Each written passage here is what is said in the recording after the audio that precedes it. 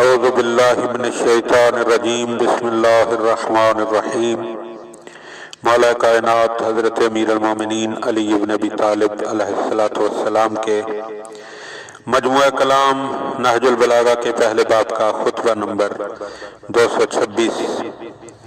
ومن کلام اللہ علیہ السلام، آپ علیہ السلام کے کلام کا ایک حصہ فی وصف بیعتہ بالخلافت قد تقدم مثلہ بالفاظ مختلفہ، آپ کی بیعت کے بیان میں ایسا ہی ایک خطبہ اس سے قبل اس سے کچھ مختلف لفظوں میں گزر چکا ہے۔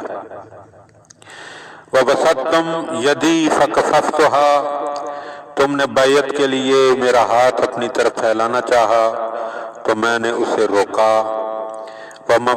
وَمَدَدْتُمُوهَا فَقَبَضْتُهَا، اور تم نے کھینچا تو میں نے اسے سمیٹا۔ ثُمَّ تَدَاقَقْتُمْ عَلَيَّ تَدَاقُقَ الْإِبِلِ الْحِیمِ عَلَى حَیَاضِهَا یوم ورودہا، مگر تم مجھ پر اس طرح ہجوم کیا، تم لوگوں نے مجھ پر اس طرح ہجوم کیا جس طرح پیاسے اونٹ پانی پینے کے دن تالابوں پر ٹوٹتے ہیں۔ حتی انقطعت النعل وسقطت الرداء وطئ الضعیف وبلغ من سرور الناس ببیعتہم،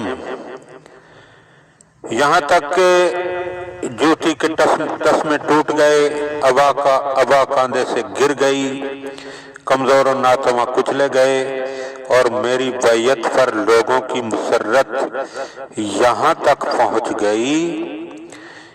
یا انتہج بها الصغیر وحدج الیہ الکبیر وتحامل نحوها العلیل وحسرت الیہ الکعاب،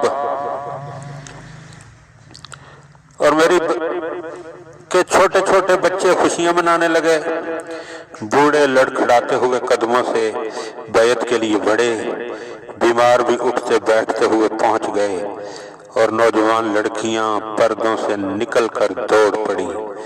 اللہم صلی علی محمد و آل محمد وعجل فرج آل محمد۔